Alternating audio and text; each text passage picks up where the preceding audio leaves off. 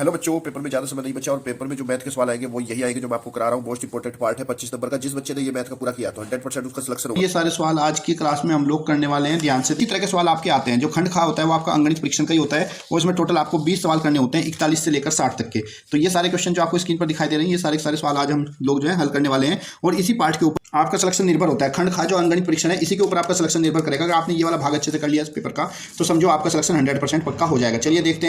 एक खिलौना ₹10 प्रति दर से खरीदा गया, यानी कि खरीदा गया, इसका कॉस्ट प्राइस है, क्रय मूल्य है हमारा, दे रखा है इसने ₹10 की दर से खरीदा और ₹9 प्रति दर से बेचा गया। सेलिंग प्राइस है इसका, विक्रय मूल्य है बोलते हैं जिसको, ये कितना है ₹9 है।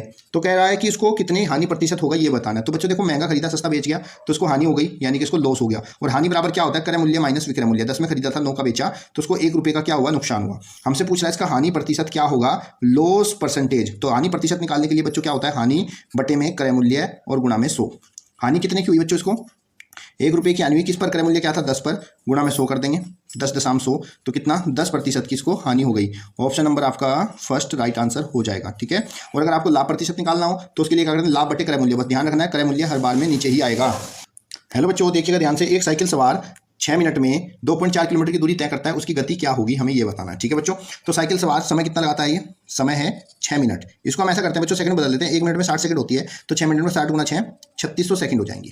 ठीक है। और समय और जो दूरी है वो दे रखी है 2.4 किलोमीटर। तो ऐसा करते हैं, इसको मीटर बदल देते हैं। 1 मिनट में 1000 मीटर होते हैं, तो 1 किलोमीटर में 1000 मीटर होते हैं। तो 2.4 किलोमीटर 1000 से गुणा करेंगे, 0 से 0 दशमलव कट जाएगी, तो हमारा 2400 मीटर हो जाएगा। अब हमें बतानी है इसकी चाल, और चाल बराबर क्या होती है बच्चों, चाल बराबर होता है दूरी बटा समय। दूरी कितनी है 2400 मीटर और समय कितना है बच्चों 3600 सेकंड। 0 से 0 काट देंगे, 6 चौक 24, 6 छंग 36, 2 दूनी 4, 2 तिया 6, कितना हो गया 2/3 मीटर प्रति सेकंड। पर कहीं पे हमें ये ऑप्शन इसमें नजर नहीं आ रहा है, तो हम क्या करते हैं, इसको किलोमीटर प्रति घंटा में बदल के देख लेते हैं। कैसे बदलते हैं, जब हम मीटर प्रति सेकंड को किलोमीटर प्रति घंटा बदलते हैं तो बच्चे मुझे 18/5 से गुणा करनी होती है। तो 3 छंग 18 कितना हो गया 12/5 किलोमीटर प्रति घंटा। क्या ये भी इसके अंदर है, ये भी इसके अंदर नहीं है। तो अब हमारे पास क्या बचा, मीटर प्रति सेकंड खत्म हो गया, मीटर प्रति घंटा भी खत्म हो गया।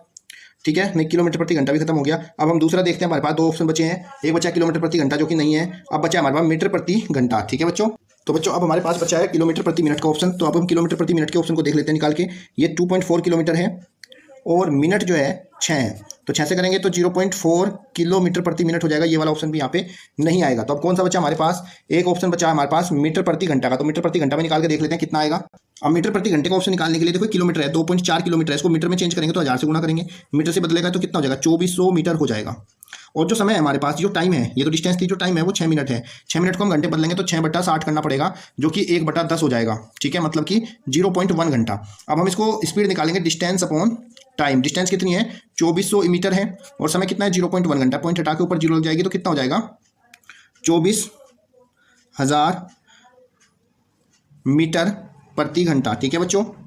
अब बच्चों 24,000 मीटर का मतलब हो गया 24 किलोमीटर प्रति घंटा। ऑप्शन नंबर 1 आपका राइट आंसर हो जाएगा। और दूसरा तरीका भी इसको करने का है बहुत आसानी से। आप देख लीजिए भाई, 6 मिनट में चलता है 24 किलोमीटर, 6 मिनट में 2.4 किलोमीटर चलता है, तो 1 घंटे में कितनी होती है 60 मिनट। तो 60 मिनट में कितना चलेगा, 60 मिनट में 10 से गुणा कर देंगे, 2.4 गुणा 10 तो कितना चलेगा 24 किलोमीटर। और 1 किलोमीटर में जो चलता है वही तो उसकी 4 होती है, तो 24 किलोमीटर प्रति घंटा इसका आंसर आ जाएगा। अगला देखिए प्रश्न संख्या 57। देखो, ए जो है किसी काम का 2/5 भाग करता है 10 दिन में, तो पूरे काम को कितने दिन में करेगा। तो पूरा काम यानी कि पूरा काम करेगा वो, एक भाग काम का करेगा टोटल, तो गुणा करेंगे 10 गुणा 5/2, 2 पंजे 10, 25 दिन में पूरा काम करेगा ए। इसी प्रकार से बच्चों बी जो है वो एक काम का 1/3 भाग करता था, कितने दिन में 5 दिन में पूरा करता था। तो पूरा काम करेगा वो, पूरा काम करने के लिए उसे लगेंगे 5 गुणा 3, नीचे की तरफ करेंगे 15 दिन। ठीक है। अब कह रहा है ए बी अगर दोनों मिलकर काम को करते हैं तो कितने दिन में पूरा कर लेंगे। तो दोनों जो काम को करेंगे उसका तरीका क्या होता है, जो ये काम कर रहे हैं 25 और 15 दिन में, इन दोनों काम का गुणनफल 15 गुणा 25 और बटे में दोनों का योगफल 25 + 15, 15 गुणा 25 और बटे में 25, 5 3 10 40, काट दो, 5 5 25, 5 8 40, और इधर और कुछ कटेगा ये नहीं, 15 पंजे कितना हो गया 15 पंजे 75, बटे में कितना 8, तो 8 निम 72, 3 75, 9 सही 3/8 दिन में। ऑप्शन नंबर 2 आपका राइट आंसर। वह संख्या क्या है जिसका दाही का अंक 7, इकाई 7 सैकड़ा व इकाई का अंक 0 तथा हजारवें स्थान पर 5 है। तो वो संख्या क्या होगी, आपको ये बताना है। तो जब हम कोई संख्या रखते हैं तो उसको इकाई, दहाई, सैकड़ा, हजार के अनुसार रखते हैं। तो उसमें कहा गया दहाई का अंक 7 है, ये दहाई है हमारा, इकाई, दहाई, सैकड़ा, हजार, ये 7 है। सैकड़ा व इकाई का अंक 0, इकाई पे 0 रख दीजिए और सैकड़ा पे 0 रख दीजिए। साथ ही हजारवें स्थान पर 5 अंक है और हजारवां स्थान इसका ये है। तो हमारी संख्या हो जाएगी बच्चों 5070। ऑप्शन नंबर 3 आपका राइट आंसर है। 1 10 100,000,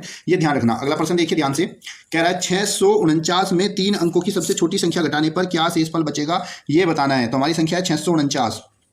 इसमें 3 अंकों की सबसे छोटी संख्या, तो बच्चों 3 अंकों की जो सबसे छोटी संख्या होती है वो होती है 100, ठीक है। माइनस करेंगे 9, 4 और 6 में से गया 5, कितना हो गया 549।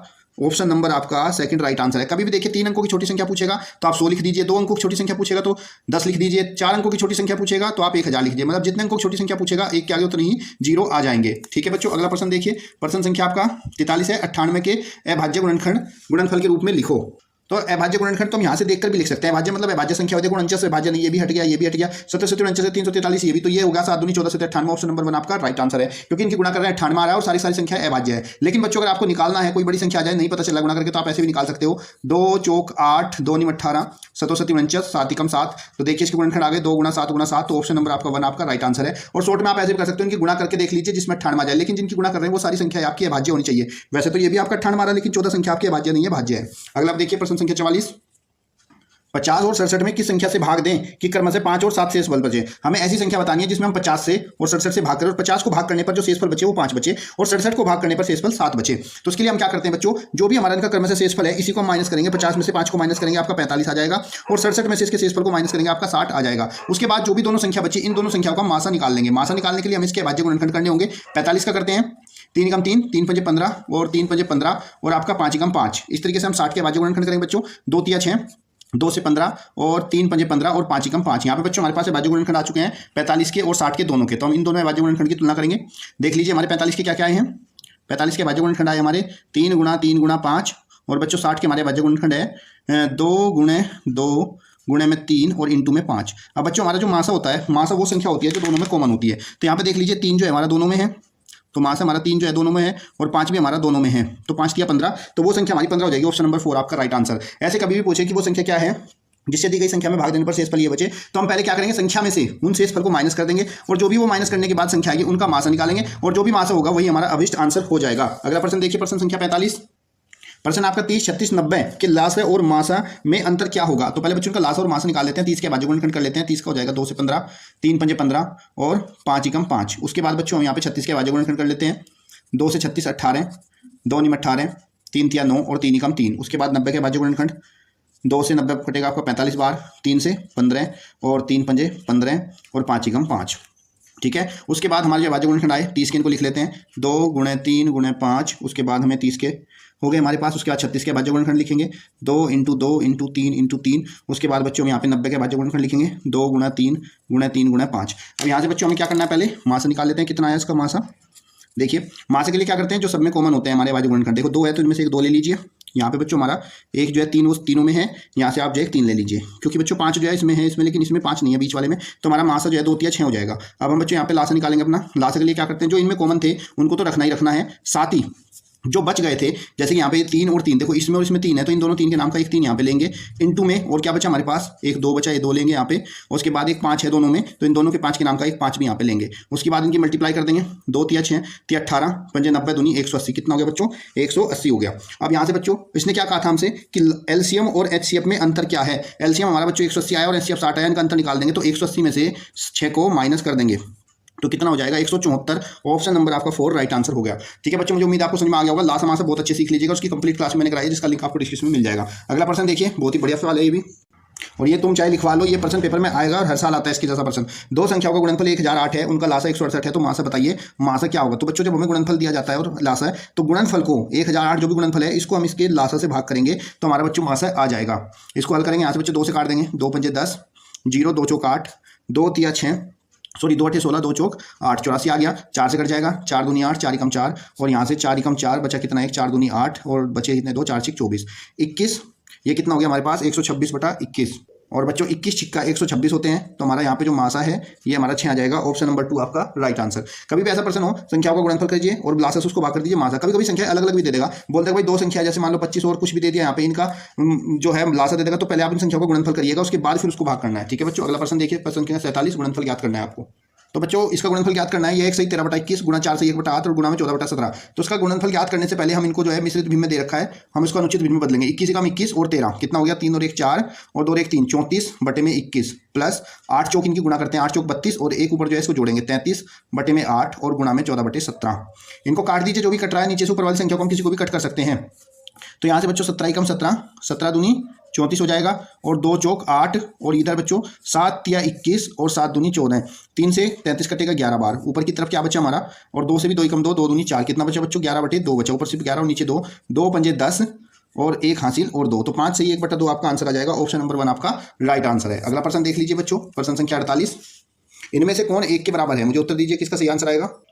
देखो बच्चों, एक आंसर तभी आता है जब अंश और हर दोनों बराबर हो जाएं। तो अगर हम पहले ऑप्शन की बात करें तो 0.506 गुणा में 30 है और बटे में 506 और गुणा में 3 है। तो अगर मैं ऊपर से दशमलव हटाता हूं तो ये दशमलव हटाऊंगा ऊपर से, तो नीचे की तरफ मुझे 1000 से क्या करनी पड़ेगी, गुणा करनी पड़ेगी। तो 1000 से गुणा करके बच्चों ये मैंने 0 काट दिया, तो अब ऊपर की तरफ संख्या सेम बनी लेकिन नीचे 1000 एक्स्ट्रा है, तो ये 1 नहीं होगा, पहला ऑप्शन कैंसिल हो गया। अब हम ऑप्शन नंबर 2 को चेक करें अगर, तो ऑप्शन नंबर 2 हमारा 0.506 गुणा में 30 और बटे में 5.06 गुणा में 3। अब यहाँ पे बच्चों देखो ऊपर की तरफ 3 अंकों के बाद दशमलव है, तो दशमलव हटाएंगे, नीचे आप 1000 से गुणा कर दीजिए। जितने भी अंकों के बाद दशमलव होती है उतने से गुणा होती है, और नीचे बच्चों 2 के बाद है तो यहाँ से हम बच्चों 2 से गुणा कर देंगे, यानी कि 1000 से नीचे से ऊपर। अब देखो 3 जीरो है तो 3 जीरो में 2 जीरो और ये कट गई, तो ये बाकी तो हमारा बच्चा सेम ही बचा ना, दशमलव तो हट गया। तो ऑप्शन नंबर इससे काटेंगे तो कितना हो जाएगा बच्चों, हमारा 1 हो जाएगा। इसमें ऑप्शन नंबर 2 आपका राइट आंसर है। जब भी आपका दशमलव का सवाल हो तो आप इसी तरीके से उसको हल करके सोल्व करिएगा। आइए देखते हैं प्रश्न संख्या 49।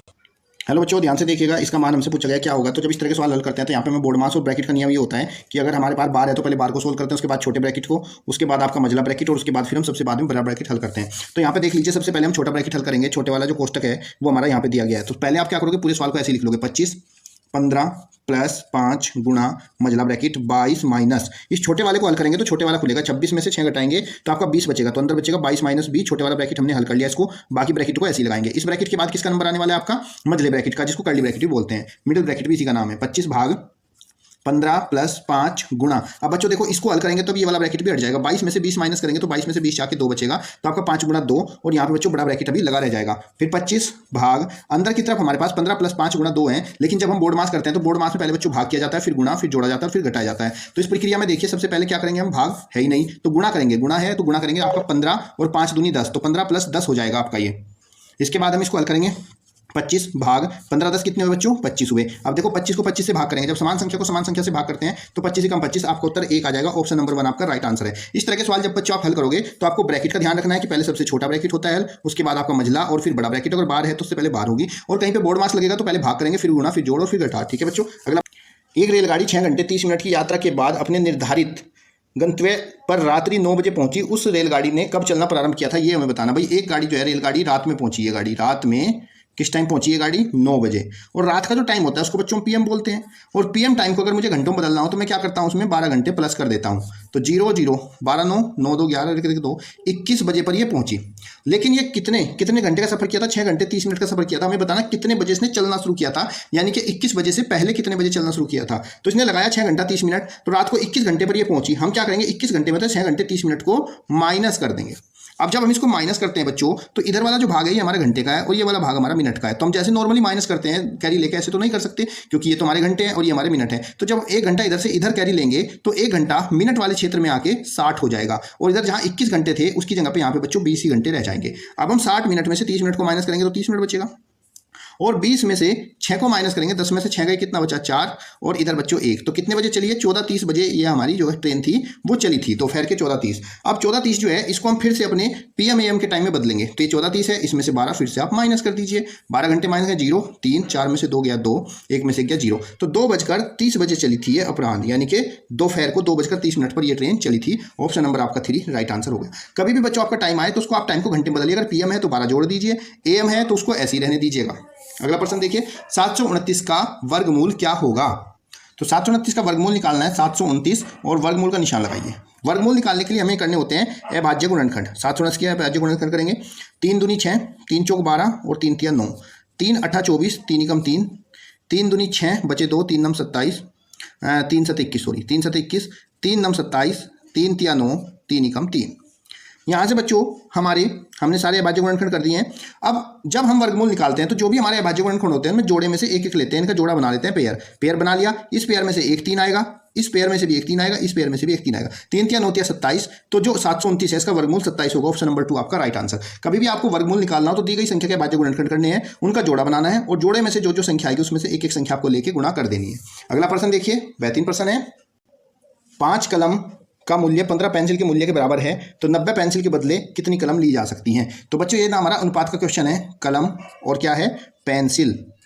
कलम पेंसिल का अनुपात, समानुपात लिखो, कलम और पेंसिल। ठीक है बच्चों, ऐसे लिख लो पहले आप इसको। कितने 5 कलम हैं और ये 5 कलम जो है 15 पेंसिल के बराबर हैं। तो इसी प्रकार से कह रहा है 90 पेंसिलों के बदले कितनी कलम ली जा सकती है। तो देखो जहां कलम है वहां पे कलम ही रखना है। कितनी कलम ली जा सकती है मैं ये बताना। तो मान लो x कलम ली जाएगी किसके, 90 पेंसिलों के बदले में। आपको पता है बाहरी पदों का गुणनफल बराबर अंत्य पदों के गुणनफल के बराबर होता है। तो इसका मतलब x गुणा 15 बराबर 90 गुणा 5 हो जाएगा। तो x बराबर 90 गुणा 5। जब हम बच्चों x का मान निकालते हैं, x के साथ में अगर कोई गुणा में होता है तो बराबर से इधर आकर वो बदल जाता है, वो भाग में चला जाता है। 15 छिक्के 90, x बराबर 6 पंजे 30। तो बच्चों 90 पेंसिलों के बदले जो है 30 पेन लिए जा सकते हैं। ऑप्शन नंबर 3 आपका राइट आंसर हो जाएगा। उम्मीद करता हूं समझ में आ रहा होगा। प्रश्न संख्या 53 देखिए, मोस्ट इंपोर्टेंट है, इसको अपनी कॉपी में नोट भी कर लेना। चलिए देखते हैं कैसे सोल्व हो गए। प्रश्न में क्या क्या है, x का क्या मान होगा यदि x का 50%, x का 50% मतलब x गुणा 50/100 प्लस 75 का 16%, 75 गुणा 16/100 बराबर कितना है, 16 है। तो x का मान क्या होगा, तो हमने इसको हल करेंगे यहाँ पे बच्चों। हल करेंगे 50 दूनी 100, 25 तिया 75, 25 चौका 100 और 4 से 16 काट देंगे, 4 चौक 16। तो कितना हो गया बच्चों, इधर हमारा x/2 प्लस 4 तिया 12 बराबर कितना 16। x/2 ये जो हम 12 है हमारा प्लस है, इधर से आके क्या हो जाएगा माइनस हो जाएगा। तो यहाँ से बच्चा हमारा 16 माइनस 12, x/2 बराबर 16 में से 12 गए कितना हुआ 4, 2 की तिरछी गुणा हो जाएगी इधर, क्योंकि यहाँ बटे में राखी गुणा में होगा। x बराबर 4 दूनी 8। तो x का मान हमारा कितना हो जाएगा बच्चों 8 हो जाएगा। ऑप्शन नंबर 2 आपका राइट आंसर है। आइए देखते हैं प्रश्न संख्या 54।